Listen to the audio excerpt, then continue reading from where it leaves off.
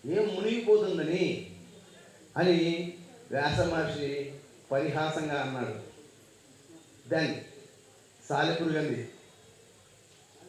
You are insulting me. ఎవరు చెప్పారన్నమాట? సాలెపురుగు చెప్పింది.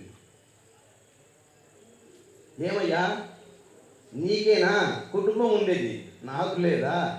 నీకేనా సంతానం ఉండేది, నాకు లేదా? నా ఇల్లు, నా కుటుంబం, నా భార్య, నా పిల్లల్ని చూసుకోవద్దా? నలిగి చనిపోమంటావా? అందుకని వెళ్తున్నానని చెప్పిందంట.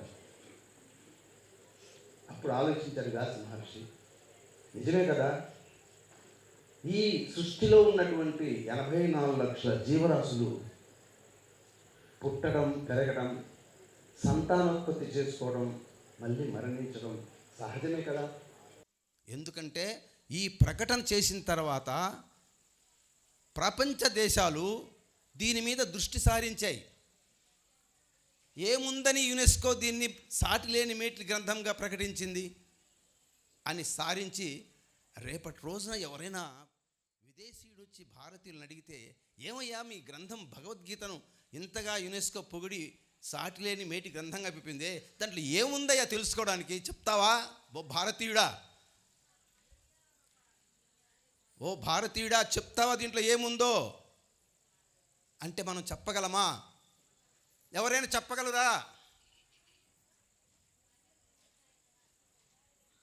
ఇది మన భారతదేశ దుస్థితి. చూడండి, చిన్న చిన్న పిల్లలు ప్రతి వారు కూడా ఏదో ఒక గ్రంథాన్ని పట్టుకొని మాట్లాడుతున్నారు, చెప్తున్నారు, కానీ భగవద్గీత గురించి ఎవరు చెప్పట్లా. మిత్రులారా, భగవద్గీత అన్నిటికంటే విలువైన గ్రంథమని ప్రపంచ మోడీ గారు విదేశాలకు వెళ్ళినప్పుడల్లా ఆ ప్రధానికో రాష్ట్రపతికో, ఇంతకంటే నేను ఇచ్చే మహా విలువైన వస్తువు ఇంకేమీ లేదు ఈ ప్రపంచంలో అని భగవద్గీతను ఇస్తున్నారు. ఇంతకంటే విలువైన గ్రంథము, వస్తువు నేను మీకు బహుమానంగా ఇచ్చేది ఈ ప్రపంచంలోనే లేదు. మరి అటువంటి గ్రంథాన్ని మనం ఎందుకు చదవకూడదు? ఎందుకు దీని గురించి తెలుసుకోకూడదు? ఉన్నదేందో తెలుసుకొని ఆచరించకూడదు అనే విషయాన్ని మనం అందరము భారతీయులుగా తెలుసుకోవాలి. అసలు ఫస్ట్ భారత అంటే ఏంటి? ఈ మధ్య మీరు తెలుసుకున్నారో లేదో, ఇంతకుముందు అయితే మన పెద్ద పెద్ద మహాసభలు జరిగేటప్పుడు దేశ ప్రతినిధులు వెళ్ళి అక్కడ కూర్చుంటారు. ఒకవే పరదేశంలో కానీ మన దేశంలో కానీ అక్కడ జరిగితే ఏ ప్రతినిధికి ముందు ఒక బోర్డు ఉంటుంది, ఆ దేశం పేరు ఉంటుంది అనమాట, వారు ఏ దేశానికి సంబంధించిందని. మరి మోడీ గారి దేశం ఇంతకుముందు అయితే ఇండియా అని రాసుకునే వాళ్ళు ప్రధానులు కానీ డిగ్నిటరీస్ కానీ, భారత అని రాసుకున్నారు. దిస్ ఈజ్ భారత. ఎందుకని రాసుకున్నారు ఆ విధంగా? ఏమి ఇండియా అంటే అంటే దానికి అర్థం చెప్పారు. ఇండియా అంటే అసలు అర్థమే లేదు. ఇండియా అంటే అర్థమే లేదు. భారత అంటే గొప్ప అర్థం ఉంది. భా అంటే ఆత్మజ్ఞానమని, రత అంటే తపించేవాడని, ఆత్మ కోసం, ఆత్మజ్ఞానం కోసం తపించేవాడే భారతీయుడు.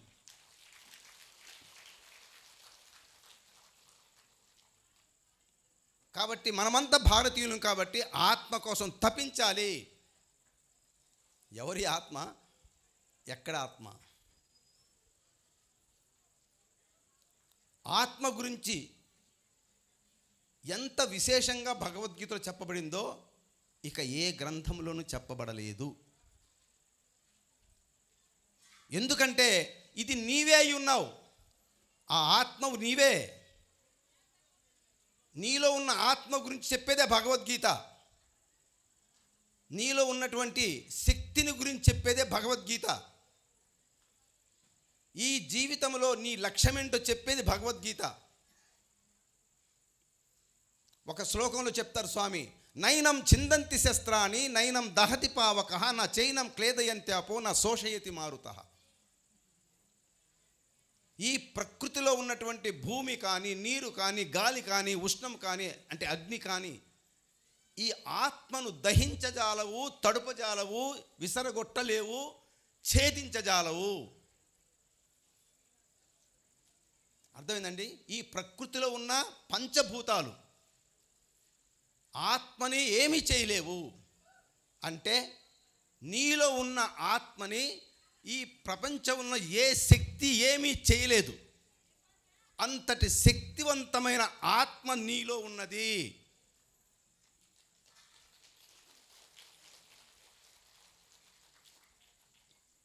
అంత శక్తివంతమైన ఆత్మ నీలో ఉన్నప్పుడు నీవు చేతకానివాడివా, అబలుడువా, అజ్ఞానివా, శక్తిహీనుడువా? చెప్పండి భారతీయులారా. ఇది కృష్ణ పరమాత్మ చెప్పిన విషయం. కాబట్టి ఆత్మని తెలుసుకోవడం ప్రతి భారతీయుడి యొక్క కర్తవ్యం. It is my duty. ఇది నా కర్తవ్యం. మనకి ఏ విధంగా అయితే ఈ శరీరానికి భోజనాలు, ధాన్యం మనం సేకరించి వండుకొని తింటామో, అలాగే ఈ ఆత్మకు ధ్యానం అంత అవసరం. శరీరానికి ధాన్యం, ఆత్మకు ధ్యానం. మీరంతా ధ్యానం చేస్తున్నారు, మనమంతా చేస్తున్నాం. ధ్యానం ద్వారా ఏం తెలుసుకోవాలి? ధ్యానం ఒక్కటేనే మనకు శ్రేష్టమైందంటే భగవద్గీతలో కృష్ణ పరమాత్ముడు చెప్తాడు, శ్రేయోహి జ్ఞానం అభ్యాసాత్ ధ్యానం విశిష్యతే ధ్యానాత్ కర్మఫల త్యాగ శాంతిరనంతరం అన్నారు. ఒక శ్లోకం ఇది, చాలా తెలుసుకోవాల్సిన శ్లోకం. 12వ అధ్యాయం భక్తి యోగంలో 12వ శ్లోకం. శ్రేయోహి జ్ఞానం అభ్యాసాత్. మీరు చేసే అన్ని అభ్యాసాలు కూడా వాటికంటే జ్ఞానం శ్రేష్టమైనది. జ్ఞానం కంటే ధ్యానం శ్రేష్టమైనది. ధ్యానం కంటే కర్మ ఫలత్యాగం శ్రేష్టమైనది. మనకి అభ్యాసం అంటే తెలుసు, జ్ఞానం అంటే తెలుసు, ధ్యానం అంటే తెలుసు. కానీ కర్మఫలం అంటే ఏంటి? కర్మఫల త్యాగం చేయడం అంటే ఏంటి? దాని తర్వాత you are getting the most peaceful life. త్యాగ శాంతిరనంతరం, త్యాగం చేసిన తర్వాత నువ్వు పరమ శాంతిని పొందుతావు అంటాడు స్వామి. కృష్ణ పరమాత్మ స్వయంగా నేనే పరమాత్మను అని ప్రకటించుకున్న గొప్ప అవతార పురుషుడు. ఇంకెవరైనా పరమాత్మ అని ప్రకటించుకుని ఉన్నారా మీకు తెలిసి? అందుకనే కృష్ణం వందే జగద్గురుం, కృష్ణం వందే, కృష్ణం వందే. అందుకనే భగవద్గీత పట్టాను నేను. తెలుసుకుంటాం ఏంటో ఒక భారతీయుడిగా. Not a Muslim, not a Christian, not a Jain, not a Sikh. I am the Indian. నేను భారతీయుడను అని సగర్వంగా చెప్పుకుంటాను. ఎస్, నేను భారతీయుడినే. ఆత్మ కోసం తప్పించేవాడినే, తప్పించాను. దాంట్లో నడుస్తున్నాను, దాంట్లో తెలుసుకుంటున్నాను. అందరికీ మనం పరమాత్మ ఇప్పుడు చెప్పినట్టుగా ధ్యానం కంటే కర్మఫల త్యాగం అన్నాడే. ఏంటా కర్మఫల త్యాగం?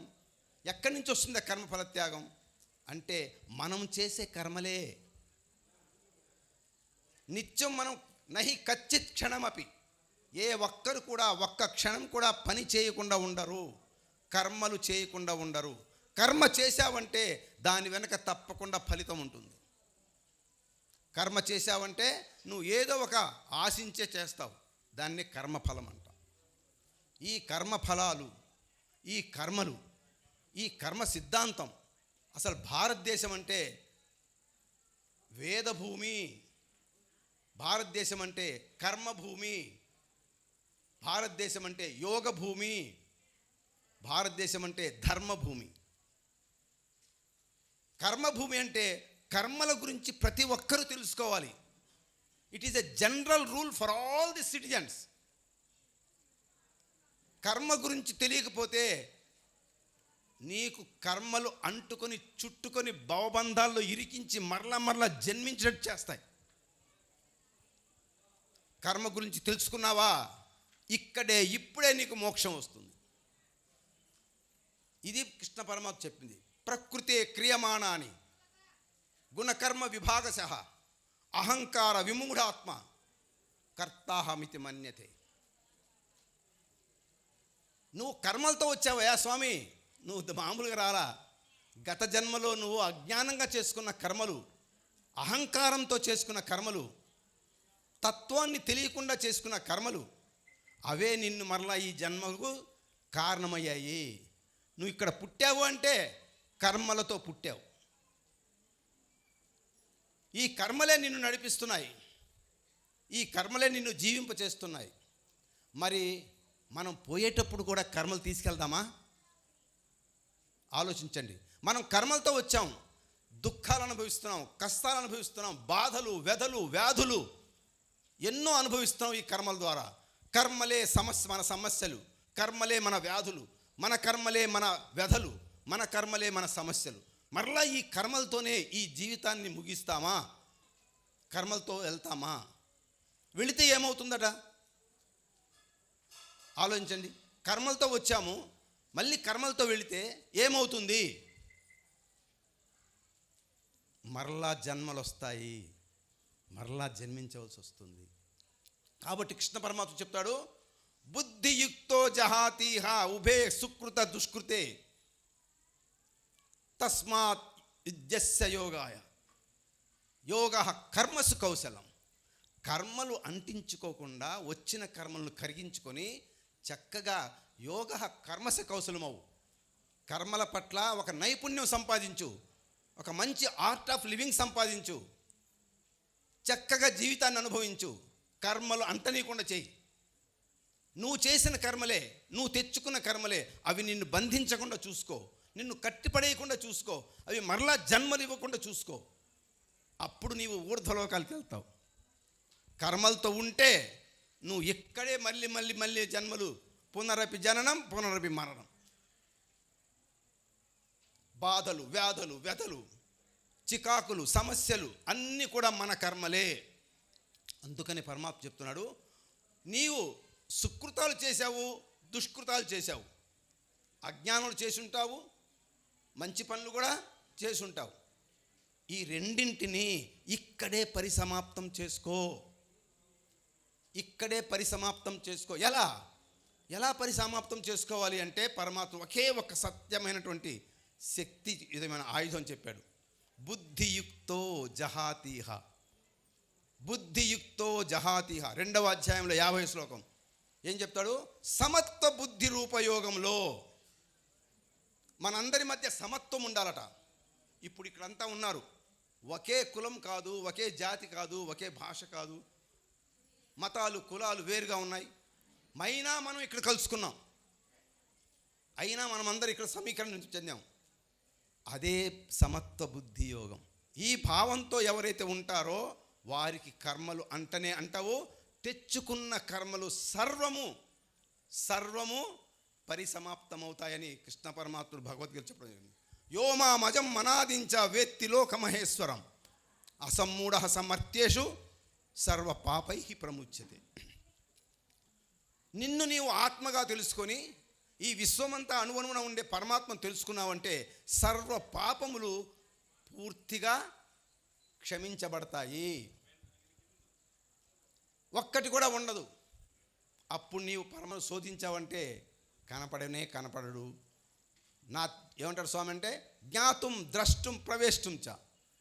ఆ పరమాత్మను నీవు తెలుసుకోవాలన్నా, ఆ పరమాత్మతో నువ్వు ఉండాలన్నా, ఆ పరమాత్మతో సాయుధ్యం పొందాలన్నా నీలో కర్మలు ఎప్పటికప్పుడు పరమాత్మ సమర్పణ చేయాలి. ఫలం త్యక్త్వా ఏమన్నాడు? ధ్యానానికంటే ఫలం త్యక్త్వా చాలా ఇంపార్టెంట్. ఏం లేదు, సింపుల్గా మనం అలా కూర్చొని కళ్ళు మూసుకొని సర్వ కర్మ ఫలం సమర్పయామి జస్ట్ అనుకోవడమే. దీనికేం డబ్బులు ఖర్చులు కావు. నువ్వు ఆత్మని తెలుసుకొని ఈ విశ్వంలో ఉన్న పరమాత్మ, మన అందరిలో ఉన్న పరమాత్మకు సమర్పణ చేయాలి. ఇంకా చెప్పాలంటే కృష్ణ పరమాత్మ దేహేస్మిన్ పురుష పరః, నీ దేహంలో ఉన్న ఆత్మ స్వయాన పరమాత్మయే. నీ దేహంలో ఉన్న ఆత్మ ఆత్మ చైతన్యం స్వయాన ఆ పరమాత్మయే. ఇప్పుడు చెప్పండి, మీరెవరు? ఎవరు? గట్టిగా చెప్పాలి, అందరు చెప్పాలి, ఇటుపక్క చెప్పాలి, నువ్వు చెప్పాలి. మనమందరం ఆత్మస్వరూపులమే, మనమంతా ఆత్మ బంధువులమే, మనమంతా భారతీయులమే. ఈ ఐక్యత భావం, ఈ యొక్క సమత్వ భావం మనల్ని ముక్తి ప్రసాదిస్తుంది, ఆయుష్ను పెంచుతుంది, ఆనందాన్ని పెంచుతుంది, ఆరోగ్యాన్ని ఇస్తుంది, మీరు కోరుకునే సుఖవంతమైన జీవితం ఇస్తుంది. అర్థమైందండి? అందుకనే కృష్ణ పరమాత్మ ఈ సమర్పణ భావాన్ని గురించి 3వ అధ్యాయంలో 30వ శ్లోకం చెప్పాడు. మయి సర్వాణి కర్మాణి సన్యస్య. నువ్వు చేసిన సుకృతాలు దుష్కృతాలు నాకు సమర్పణ చేయి. సర్వము సన్యస అంటే సమర్పణ చేయమని. అలా చేస్తే ఏమవుతుంది అంటే ఆధ్యాత్మ చేతస. ఏంటండి అది? ఆధ్యాత్మ చేతస. చెప్పండి, ఆధ్యాత్మ చేతస. ఇదే స్పిరిచువల్ మూమెంట్. పిరమిడ్ చేసే స్పిరిచువల్ మూమెంట్ ఆధ్యాత్మ చేతస అని అందుకోవటమే. ఏమిటి ఆధ్యాత్మ చేతస అంటే మనలో ఉన్న ఆధ్యాత్మిక సౌరభాలు. ఆధ్యాత్మిక సౌరభాలు అంటే ఏంటి? అంతస్తులు నీలోనే ఉన్నాయి. దాన్ని గన నువ్వు ఉద్దీపనం చేసుకున్నావంటే, దీపనం అంటే వెలిగించడం, ఉద్దీపం అంటే ప్రజ్వలింప చేసుకోవటం. నీలో ఉన్న ఆత్మని ప్రజ్వలింప చేసుకున్నావంటే, ఉద్దీపనం చేసుకున్నావంటే అదే ఆధ్యాత్మ చేతస. ఇది ఎక్కడ ఎలా మొదలవుతుందంటే కృష్ణ పరమాత్ముడు ఓం మిత్తేకాక్షరం బ్రహ్మ, ఓం అనే అక్షరంతో మొదలవుతుంది. ఓం అనే అక్షరంతో మొదలు. నువ్వు ఓంకారం చేసావంటే ఆ ఓంకారము నీలో ఉన్నటువంటి అన్ని రకాల దుర్గుణాలను, అన్ని రకాల శత్రువులను, అన్ని రకాల ద్వంద్వాలను నశింపచేస్తుంది. అంటే జీవాత్మ కరిగిపోతుంది, జీవుడు కరిగిపోతాడు, ఆత్మ మిగిలిపోతుంది. జీవుడు అంటే ఎవరు? అహంకారం, నేనే, నేను, నాది, నాకు అనేది అహంకారం. ఓంకారం స్మరించావంటే నువ్వు కంప్లీట్గా దగ్గర పెట్టుకోవాలి. కాబట్టి ఓంకారం చేసావంటే నీలో ఉన్న అహంకారం కరిగిపోతుంది, నీలో ఉన్న తమో రజో గుణాలు కరిగిపోతాయి. తమో రజో గుణాలంటే అందరికీ తెలిసే ఉంటుంది. తెలుసా అందరికీ? ఒకసారి చెప్పాలా? మన మనస్సుకి 3 రకాల గుణాలు ఉంటాయి. తమో గుణం అజ్ఞానం, అంధకారం, సోమర్తనం, బద్ధకం, నిద్రమత్తు, అపార్థం, అనుమానం. ఇవన్నీ మనకున్నాయా? ఉన్నాయా? లేవా? ధన్యులు. ఇదంతా తమో గుణమే.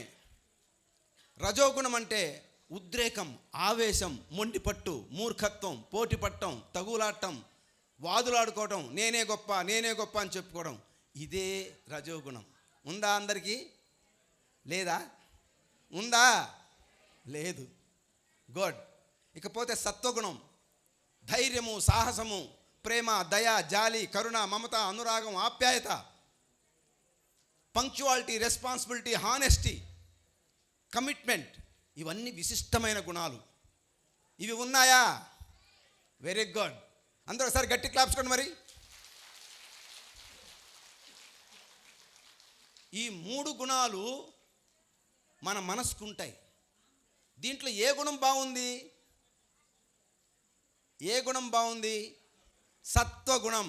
ఆ సత్వగుణానికి ఎదగాలి మనం. తమో గుణం నశింపజేసుకోవాలి, రజోగుణం నశింపజేసుకోవాలి. సత్వగుణానికి ఎదిగితే ఆత్మవంతులు అవుతాము.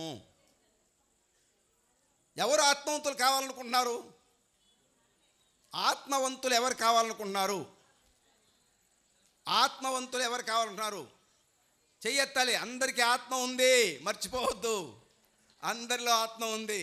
ఆత్మ లేనివాడు డెడ్ బాడీ, ఆత్మ ఉన్నవాడే లివింగ్ బాడీ. గుడ్. కాబట్టి సత్వగుణం వాడికే ఆత్మజ్ఞానం వస్తుంది. మరి మన ఇంట్లలో మనం తరచు చూస్తుంటాం, భార్య భర్తలు సహజంగా ఇద్దరు తమో గుణస్థులే. ఎలా ఉంటుంది జీవితం?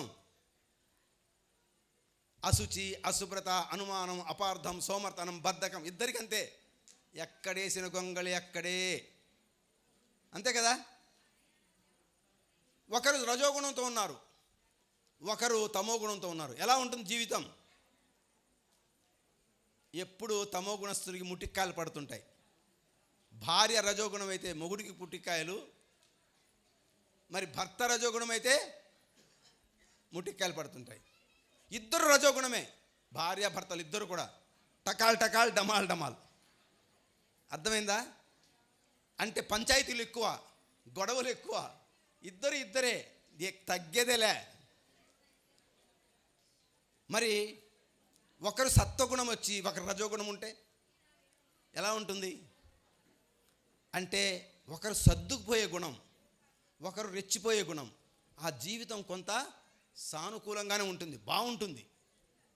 కాబట్టి కుటుంబంలో ఎవరో ఒకరు సత్వగుణంతో ఉండవలసిందే, తెలుసుకొని మరీ కొనవలసిందే, పొందవలసిందే. లేదంటే విడాకులు, గందరగోళాలు, గలబాలు, హత్యలు, ఇవన్నీ జరుగుతుంటాయి.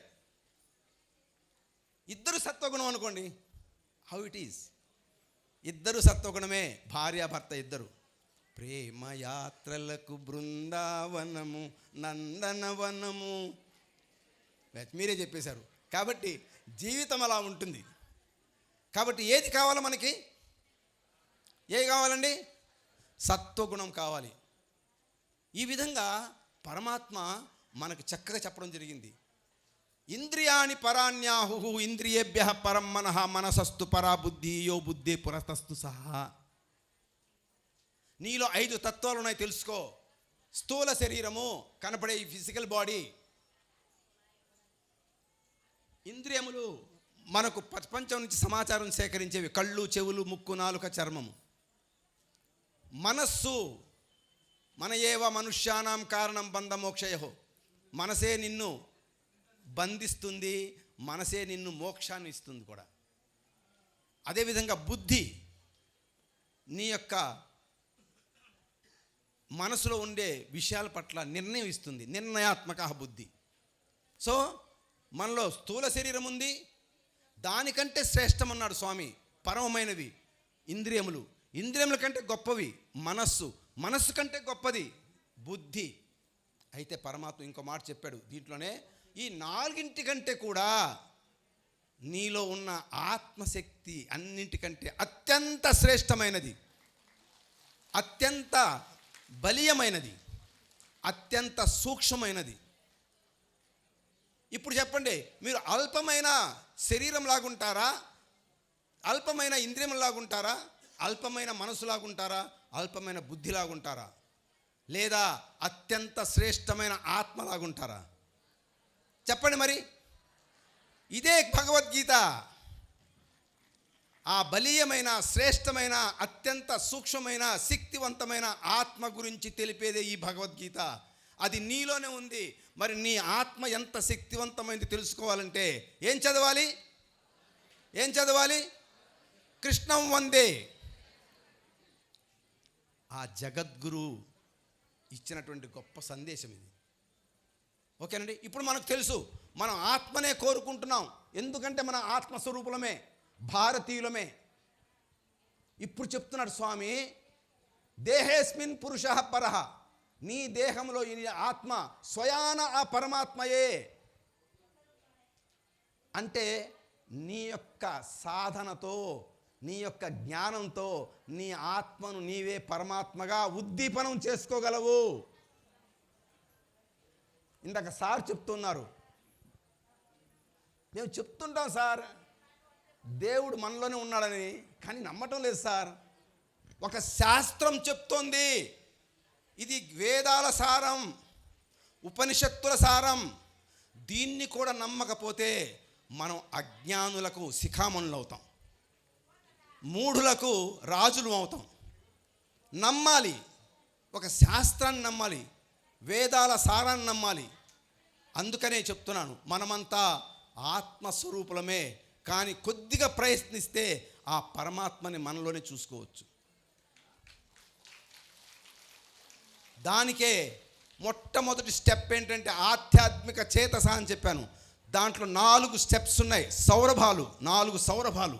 ఒకటి ఓంకారం చేయడం, రోజు కనీసం 9 సార్లు, 18 సార్లు, 27 సార్లు, 54 సార్లు, ఇంకా శక్తి ఉంటే 108 సార్లు తప్పనిసరిగా చేయాలి. ఎందుకంటే మన గుణాలు కరగాలి, మన అరిషడ్ వర్గాలు కరగాలి, మన ద్వంద్వాలకు అతీతంగా ఎదగాలి అంటే ఓంకారం తప్పకుండా జరగాలి. రెండవది, ఓంకారం చేస్తూ చేస్తూ చేస్తూ ఉంటే మీరు ధ్యానం చేయండి, ధ్యానంతో పాటు ఓంకారం కూడా చేయండి. చేస్తూ ఉంటే మనలో ఉన్నటువంటి జీవాత్మ చైతన్యం, ఆ అహంకారం తొలగి ఆత్మ చైతన్యంగా ఉద్దీపనమవుతుంది. అలాగే ఆత్మ చైతన్యంతో ఉంటూ ఉంటూ ఉంటూ ఓంకారం చేస్తూ ఉంటే పరమాత్మ చైతన్యాన్ని పొందుతారు మీరు. ఈ పరమాత్మ చైతన్యమే అహం బ్రహ్మస్మి, ఈ పరమాత్మ చైతన్యమే తత్వమసి, ఈ పరమాత్మ చైతన్యమే ప్రజ్ఞానం బ్రహ్మ. ఈ విధంగా మనలో ఉన్న సౌరభాలని, మనలో ఉన్న ఆధ్యాత్మిక మేడలను మనమే సాధించుకోవాలి. ఎవరు సాధించాలి? ఎవరండి? మరి ఈ అవకాశం ఇచ్చినటువంటి ఈ గొప్ప పిరమిడ్ స్పిరిచువల్ మూమెంట్, ఆధ్యాత్మిక మూమెంట్, ఇదే సౌరభాలు. ఓంకారము, జీవాత్మ చైతన్యము, ఆత్మ చైతన్యము, చివరిలో పరమాత్మ చైతన్యం. ఓం తత్సత్. సర్వే జనా సుఖినో భవంతు, సర్వే సన్మంగళాని సంతు. ఒకసారి బాగా మరింత చప్పట్లు కొడదాం. పరమాద్భుతంగా వేదవ్యాస భాగవతాన్ని ఎంతో చక్కగా గీతా బోధకులైనటువంటి నిత్య అగ్నిహోత్రులైనటువంటి మన నజీర్ భాషా గారు ప్రవచనం ఇచ్చారు. వాస్తవానికి వారి ప్రసంగం, వారి ప్రవచనం ఒక 3 గంటలు మనం వినాలి, కానీ సమయాభావం వల్ల స్వామి క్షమించాలి. వ్యాసం వశిష్ఠనప్తారం శప్తే పౌత్రమకల్మషం పరాశరాత్మజం వందే సుఖతాతం తపోనిధం. బ్రహ్మకుమారుడు వశిష్ఠుడు, వశిష్ఠుని కుమారుడు శక్తి మహర్షి, శక్తి మహర్షి కుమారుడు పరాశరుడు, పరాశరుని కుమారుడు వేదవ్యాసుడు, వేదవ్యాసుని కుమారుడు శుకుడు. ఈ మహానుభావులంతా కూడా భారతదేశం గర్వించదగ్గటువంటి మహాపురుషులైన మహర్షులు. వారి గురించి అద్భుతంగా చెప్పిన మహనీయ. Thank you.